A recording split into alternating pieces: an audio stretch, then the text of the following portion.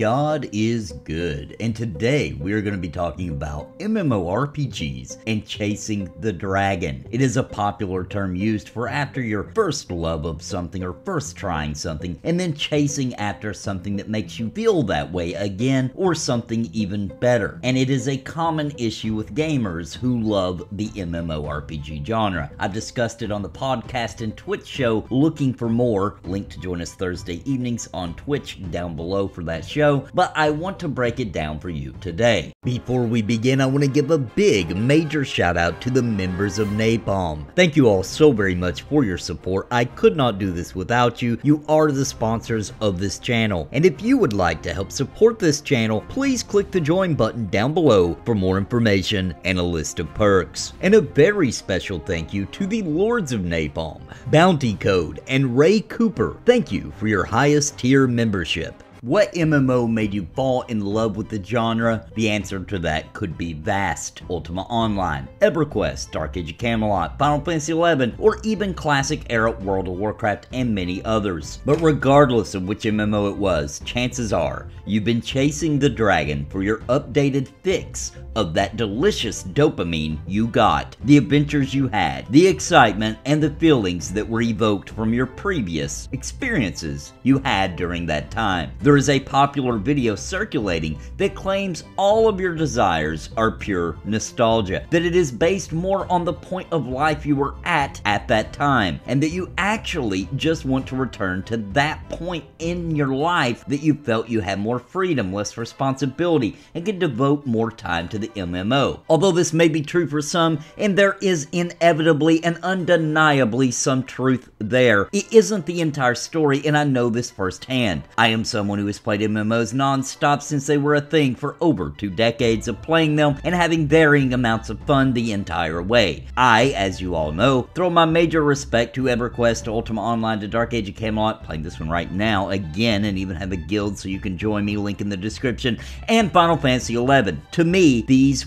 were the ultimates, the juggernauts of the classic time period of the MMORPG genre, and I will not lie, I have been chasing the dragon for something like any of those ever since they all changed their formula and became shells of their previous selves. I have found an MMO that I am honored to be able to test during development that absolutely does give me the same glorious feeling I used to get back then, and I am rather impatiently, to be honest, awaiting its release. It doesn't matter how many hours I sink into the testing, it doesn't matter what content I am doing or testing, I fall into it and find the rush of feelings and excitement that I had way back when these types of MMOs were releasing like wildfire. And that game, of no surprise to followers of my channel, is Pantheon Rise of the Fallen. For EverQuest, Final Fantasy XI, or even classic World of Warcraft fans, this is the MMO that should be on your radar, as it is reviving that specific type of MMO. Now, if it were just pure nostalgia, if it were just pure based on the time frame or my lifestyle during that time, then this wouldn't be possible. Now, of course, there is a larger sample to prove this can't be blamed on nothing but pure nostalgia or the time frame. World of Warcraft Classic launched in 2019, and to much success, and the servers are still bursting in population, even in low-level zones 2 years later. And since that MMO, although I agree it is awesome, isn't part of my nostalgia, I ignored World of Warcraft back during those days,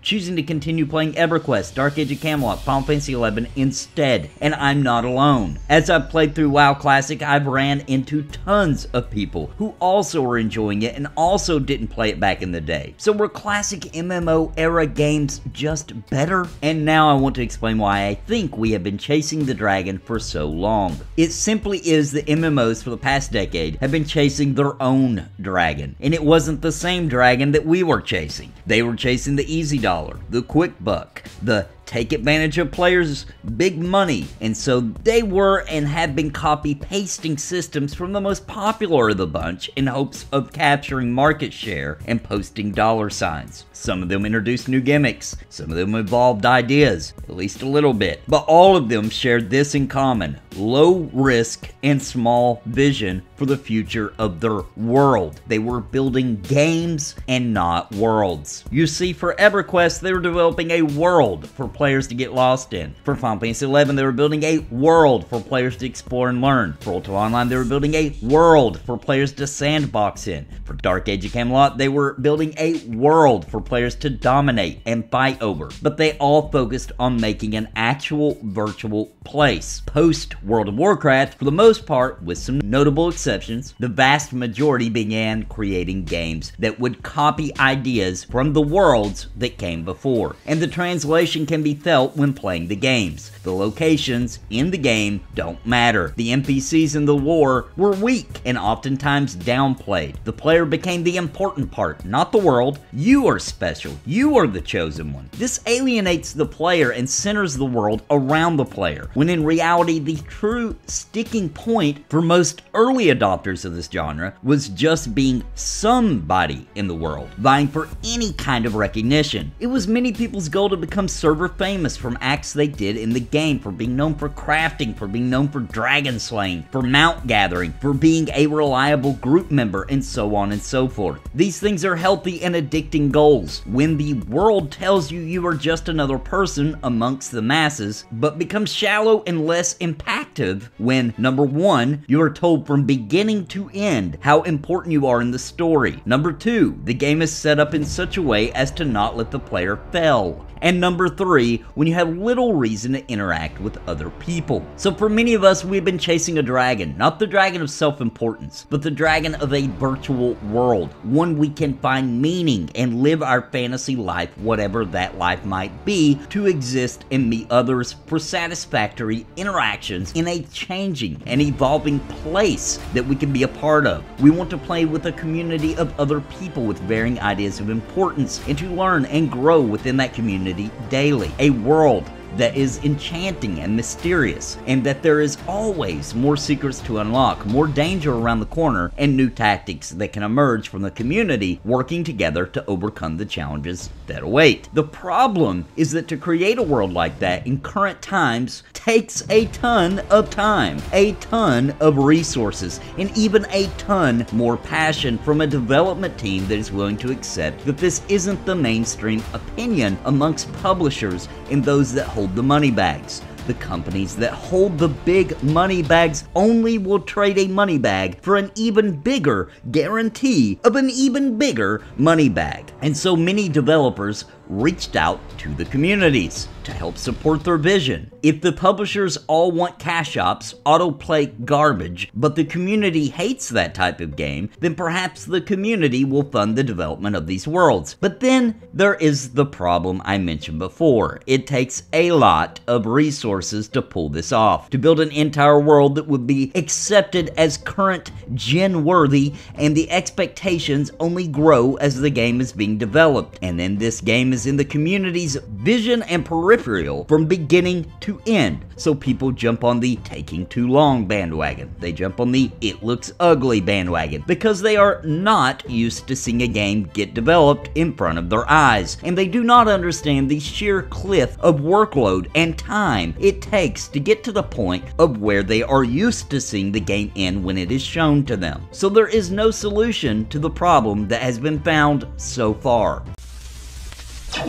And there is another issue that I have noticed while researching and pondering upon the MMO genre for all these years, and that is a new addiction that I believe has spawned from developers and publishers stomping on the industry. And the problem lies in the effects of trash being shoveled our way for so long, and the very issue it caused to MMO genre gamers. Chasing the dragon becomes addictive in and of itself. MMO hopping is huge and has become the pastime for many players. Their attention span has shortened, their hunger has grown, and can one game truly please anyone in this day and age? Have we become so addicted to chasing the dragon that we can no longer even find the dragon, even when it is roaring and bursting the flames of awesomeness directly in our faces? This, my friends, I leave to you for the answer. Let me know in the comments down below if you think when the dragon emerges, you will recognize it.